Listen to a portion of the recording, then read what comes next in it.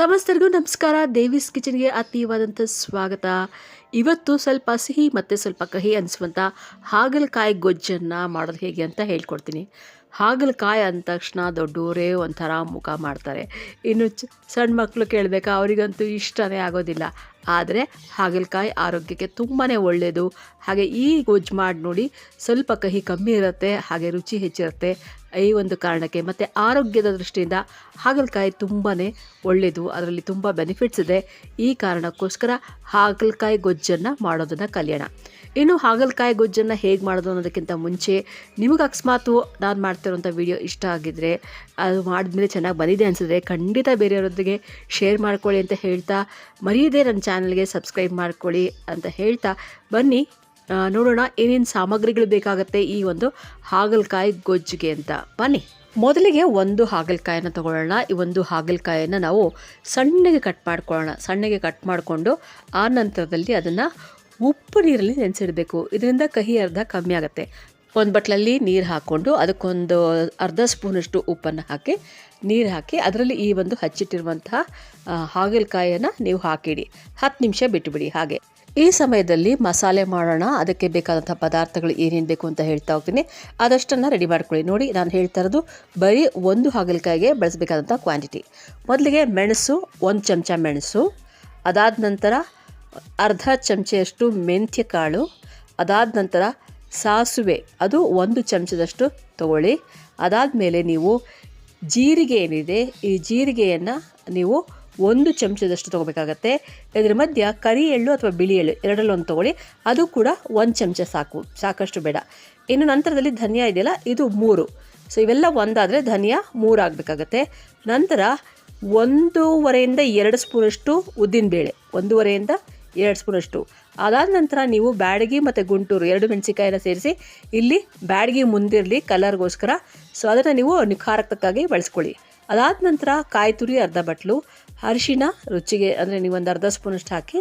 ಅದಾದ ನಂತರ ಎಣ್ಣೆ ಬೇಕಾಗುತ್ತೆ ಒಗ್ಗರಣೆ ಹಾಕಲಿಕ್ಕೆ ಅಷ್ಟೇ. ಆಮೇಲೆ ಇನ್ನು ಹಿಂಗು, ಅದು ಕೂಡ ಒಗ್ಗರಣೆ ಬಳಕೆಗೆ ಬೇಕಾಗುತ್ತೆ, ಜೊತೆಗೆ ಮಸಾಲೆಗೂ ಬೇಕಾಗುತ್ತೆ. ಇನ್ನು ಬೆಲ್ಲ ನೀವು ಸ್ವಲ್ಪ ಮುಂದಾಗೆ ಇರಬೇಕು, ಸ್ವಲ್ಪ ಜಾಸ್ತಿ ಹೇಳ್ತೀನಿ ಎಷ್ಟು ಹಾಕಬೇಕಾಗತ್ತೆ ಅಂತ. ಹುಣಸೆಹಣ್ಣು ಕೂಡ ಅಷ್ಟೇ, ಸ್ವಲ್ಪ ಮುಂದಿರುತ್ತೆ. ಹುಣಸೆಹಣ್ಣು ಕೂಡ ನೀವು 1 ನಿಂಬೆಹಣ್ಣಿನ ಗಾತ್ರದಷ್ಟು ನೆನೆಸಿಟ್ಕೊಳ್ಳಿ. ನಂತರದಲ್ಲಿ ಉಪ್ಪು ರುಚಿಗೆ ತಕ್ಕಷ್ಟು. ಆಮೇಲೆ ಮೇಲೊಗ್ಗರಣೆಗೋಸ್ಕರ ಕರಿಬೇವಿನ ಎಲೆಗಳನ್ನು ತಗೊಳ್ಳೋಣ. ಬನ್ನಿ ಶುರು ಮಾಡೋಣ. ಈಗ ಎಲ್ಲವನ್ನು ಹುರ್ಕೋಬೇಕು. ಹಿಂಗು ಮೆಣಸಿನ್ಕಾಯಿ ಬಿಟ್ಟು ಇನ್ನೆಲ್ಲವೂ ಕೂಡ ಡ್ರೈ ರೋಸ್ಟೇ. ನೀವು ನೋಡಿ, ಬಾಣಲೆಯನ್ನು ಬಿಸಿ ಮಾಡೋಕ್ಕೆ ಇಡಿ, ಸ್ಟವ್ ಹಚ್ಚಿ. ಅದಕ್ಕೆ ನೀವು ಮೊದಲಿಗೆ ಉದ್ದಿನ ಬೇಳೆ ಇದನ್ನು ನೀವು ಹಾಕ್ಕೊಳ್ಳಿ. ನಾನು ಹೇಳಿದಾಗೆ 1.5 ಸ್ಪೂನಿಂದ 2 ಸ್ಪೂನಷ್ಟು ಹಾಕ್ಕೊಂಡು ಅದನ್ನು ನೀವು ಕೆಂಪಗೆ ಹುರ್ಕೋಬೇಕಾಗತ್ತೆ. ಸೊ ಉದ್ದಿನ ಬೇಳೆ ಆಗಿರೋದು ಗೊತ್ತಾಗುತ್ತೆ ನಿಮಗೆ, ಒಂದು ಪರಿಮಳ ಬರುತ್ತೆ. ಆ ನಂತರದಲ್ಲಿ ಬಣ್ಣ ಬದಲಾಗುತ್ತೆ. ಈ ಸಂಪಿಗೆ ಬಣ್ಣ ಅಂತ ಏನು ಹೇಳ್ತೀರಾ, ಆ ರೀತಿ ಬಣ್ಣ ಬದಲಾಗುತ್ತೆ. ಸೊ ಈಗ ಆಗಿದೆ. ಇದನ್ನು ನೀವು ಒಂದು ಪ್ಲೇಟ್ಗೆ ಹಾಕ್ಕೊಳ್ಳಿ. ಆ ನಂತರದಲ್ಲಿ ನೀವು ನೆಕ್ಸ್ಟ್ ಏನಂದರೆ ಧನಿಯಾ ಇದೆಯಲ್ಲ, ನಾನು ಹೇಳಿದಾಗೆ 3 ಚಮಚೆ ಧನಿಯಾ ಅದನ್ನು ನೀವು ಹುರ್ಕೊಳ್ಳೋಕೆ ಶುರು ಮಾಡಿ. ಎಲ್ಲ 1 ಸ್ಪೂನ್ ಅಳತೆ ಇಟ್ಕೊಳ್ಳಿ. 1 ಸ್ಪೂನ್ ಒಂದು ಮೆಷರ್ಮೆಂಟ್ಗೆ ಇಟ್ಕೊಂಡ್ರೆ ನಿಮಗೆ ಈಸಿ ಆಗುತ್ತೆ. ಅದೇ ಮೆಷರ್ಮೆಂಟಲ್ಲಿ ನಾನು ಏನು ಹೇಳ್ತೀನಿ ಅದನ್ನು ಹಾಕಿ.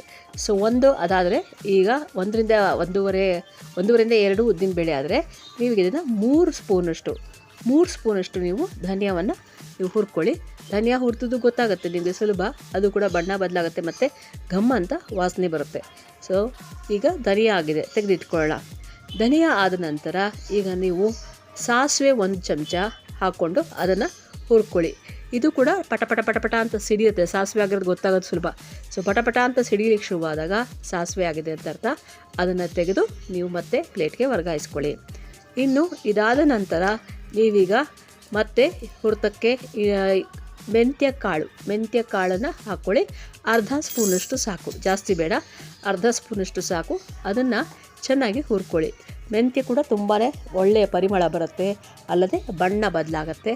ಅದು ನಿಮಗೆ ಸೂಚನೆ ಆಗಿದೆ ಅಂತ. ಇದಾದ ನಂತರದಲ್ಲಿ ನೀವೀಗ ಇದಕ್ಕೆ ಬಾಣಲೆಗೆ ನೀವು ಹಾಕ್ಕೋಬೇಕಾಗಿದೆ ಮೆಣಸು 1 ಚಮಚ ಪೂರ್ತಿ ಮೆಣಸನ್ನು ಹಾಕ್ಕೊಂಡು ಅದನ್ನು ಹುರ್ಕೊಳ್ಳಿ. ಮೆಣಸು ಕೂಡ ಅಷ್ಟೇ, ನಿಮಗೆ ಅದು ಹುರ್ತಾ ಆಗಾಗ ಪಟ ಅಂತ ಸಿಡಿಲಿಕ್ಕೆ ಶುರುವಾಗುತ್ತೆ. ಆ ಹಂತದಲ್ಲಿ ನಿಮ್ಗೆ ಗೊತ್ತಾಗಬೇಕದು ಮೆಣಸಿನ ಹುರಿತ ಆಗಿದೆ ಅಂತ. ಅಲ್ಲಿವರೆಗೂ ಹುರಿಬೇಕು. ಸ್ವಲ್ಪ ಟೈಮ್ ತೊಗೊಳುತ್ತೆ, ಮೆಣಸು ಅಷ್ಟು ಬೇಗ ಆಗೋದಿಲ್ಲ. ಅದಾದ ನಂತರ ಮೆಣಸು ನೋಡಿ ಪಟ ಅಂತ ಸಿಡಿಲಿಕ್ಕೆ ಶುರುವಾಗುತ್ತೆ. ಅದು ಸಿಡಿಲಿಕ್ಕೆ ಶುರುವಾದರೆ ಮೆಣಸು ಆಗಿದೆ ಅಂತ ಅರ್ಥ. ಇದನ್ನು ತೆಗೆದು ನಾವು ಮತ್ತೆ ಅದೇ ಪ್ಲೇಟಿಗೆ ಹಾಕ್ಕೊಳ್ಳೋಣ. ಮೆಣಸನ್ನು ಹುರಿದಿದ್ದಾಗಿದೆ.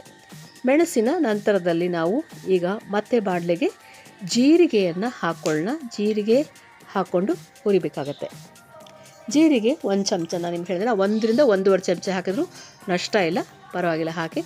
ಸೊ ಇದು ಕೂಡ ರುಚಿ ಕೊಡುತ್ತೆ. ಸೊ ಇದನ್ನು ಕೂಡ ನಾವು ಗಮ್ಮನ್ನು ಹಾಗೆ ಹುರ್ಕೊಳ್ಳೋಣ. ಕಲರ್ ಇದು ಕೂಡ ಚೇಂಜ್ ಆಗುತ್ತೆ. ಸೊ ಗೊತ್ತಾಗ್ಬಿಡುತ್ತೆ ನೋಡಿ, ಇದು ಕೂಡ ಬಣ್ಣ ಬದಲಾಗಿದೆ, ಹುರಿತ ಆಗಿದೆ.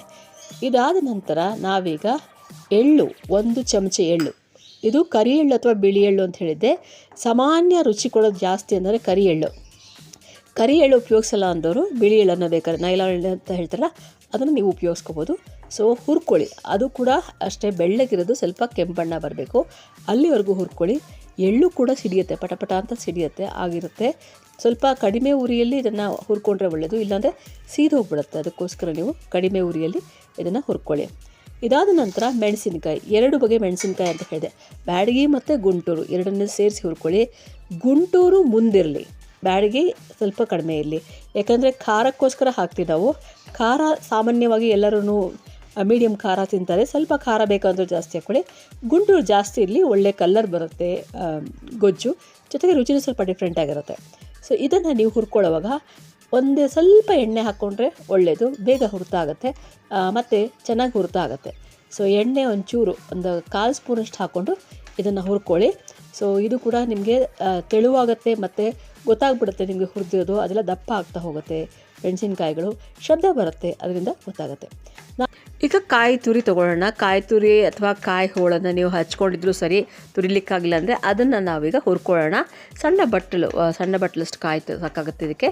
ಸೊ ಅದನ್ನು ನೀವು ಚೆನ್ನಾಗಿ ಹುರ್ಕೋಬೇಕು, ಯಾಕಂದರೆ ಕಾಯಿ ಹುರ್ಕೊಂಡ್ರೆ ಗೊಜ್ಜು ಬಹಳ ದಿನ ಬಾಳಿಕೆ ಬರುತ್ತೆ. ಹಸಿದು ಹಾಕ್ಬಿಟ್ರೆ ಒಂದು ಸತಿ ಕೆಟ್ಟೋಗುವಂಥ ಸಾಧ್ಯತೆ ಇದೆ. ಅವತ್ತೇ ಉಪಯೋಗಿಸಿದ್ರೆ ಪರವಾಗಿಲ್ಲ, 1 ದಿನ ಅಥವಾ 2 ದಿನ ಇಡಬೇಕು ಅಂತಂದರೆ ಖಂಡಿತ ಹುರಿರಿ. ಎಲ್ಲ ಪದಾರ್ಥಗಳು ಹುರಿಬೇಕು, ಚೆನ್ನಾಗಿ ಕುದಿಬೇಕು, ಆಗ ಅದು ಚೆನ್ನಾಗಿ ಬಾಳಿಕೆ ಬರುತ್ತೆ. ಅಷ್ಟೇ ಅಲ್ಲ, ಮತ್ತೊಂದು ವಿಚಾರ ಇದೆ, ಅದನ್ನು ಆಮೇಲೆ ಹಂಚ್ಕೊತೀವಿ. ಇನ್ನು ಈಗ ನೀವು ಇದನ್ನೆಲ್ಲವನ್ನು ಆರಿದ ನಂತರ ಮಿಕ್ಸಿಗೆ ಹಾಕ್ಕೊಳ್ಳಿ.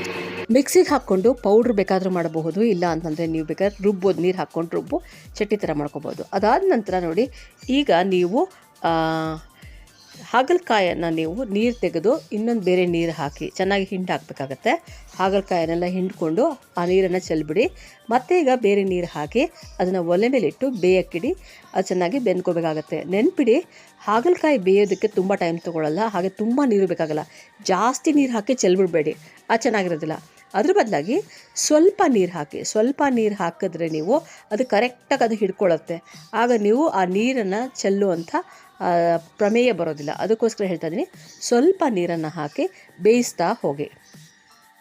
ನೋಡಿ, ಈಗ ಬೆಂದಿದೆ, ಚೆನ್ನಾಗಿ ಬಂದಿದೆ ನೋಡಿ. ನೀರು ಅಷ್ಟು ಕಾಣಿಸ್ತಾನೆ ಇಲ್ಲ, ಚೆನ್ನಾಗಿ ಬೆಂದಿದೆ. ಸ್ವಲ್ಪ ನೀರಿರುತ್ತೆ, ಅದನ್ನು ಹಾಗೆ ಬಗ್ಸಿ ಅದನ್ನು ಖಂಡಿತ ಚೆಲ್ಲಬೇಡಿ, ಯಾಕಂದರೆ ಇರೋ ಸಾರ ಎಲ್ಲ ಅದರಲ್ಲಿರೋದು.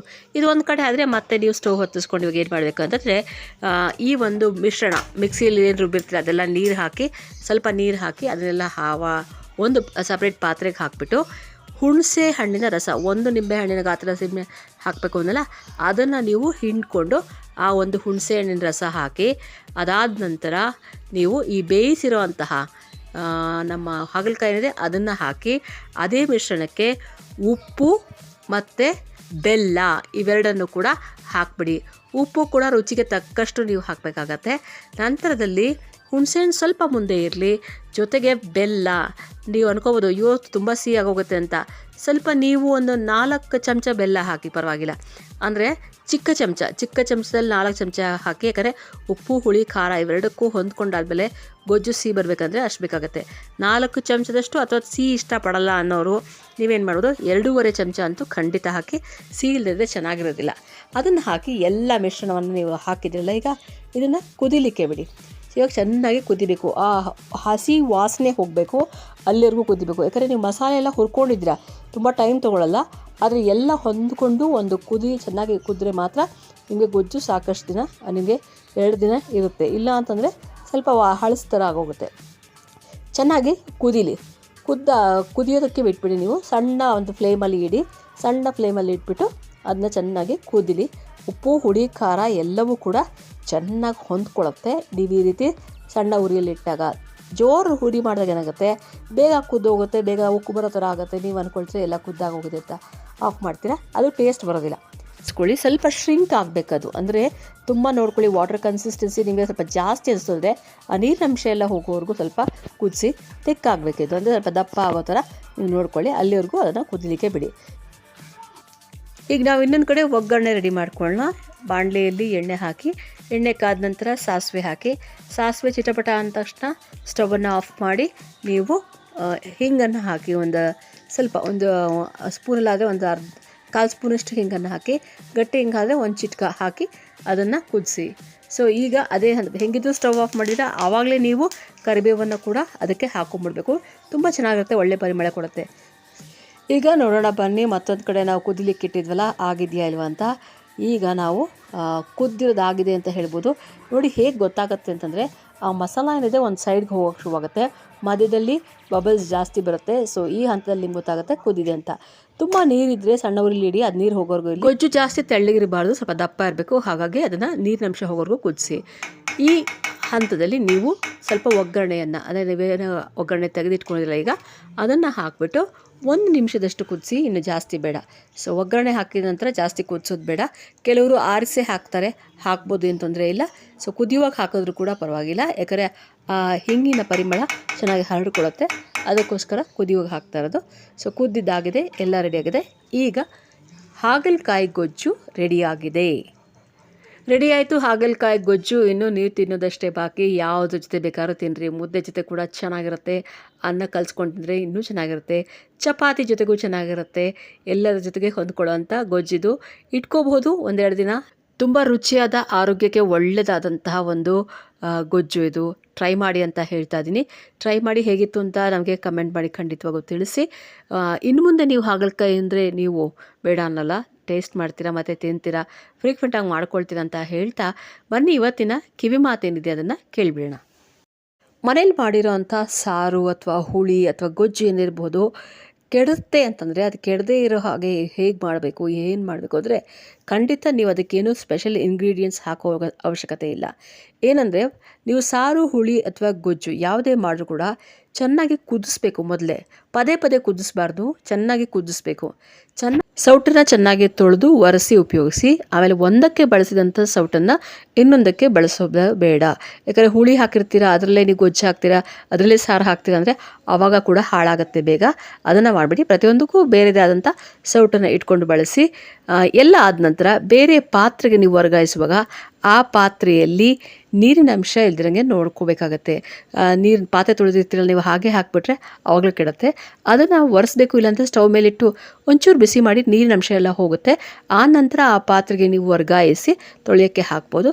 ಹೀಗೆ ಮಾಡೋದ್ರಿಂದ ನಿಮಗೆ ಸಾರು ಹುಳಿ ಕೆಡೋದಿಲ್ಲ. ಸಬ್ಸ್ಕ್ರೈಬ್ ಮಾಡಿ, ಚೆನ್ನಾಗಿ ಅಡುಗೆ ಮಾಡೋದನ್ನು ಕಲ್ತ್ಕೊಳ್ಳಿ, ಹಾಗೆ ಖುಷಿಯಾಗಿರಿ ಅಂತ ಹೇಳ್ತಾ ಮತ್ತೆ ಭೇಟಿಯಾಗೋಣ. ನಾನು ಶ್ರೀದೇವಿ, ಸಿಗ್ತೀನಿ ಮುಂದಿನ ವಿಡಿಯೋದಲ್ಲಿ. ನಮಸ್ಕಾರ.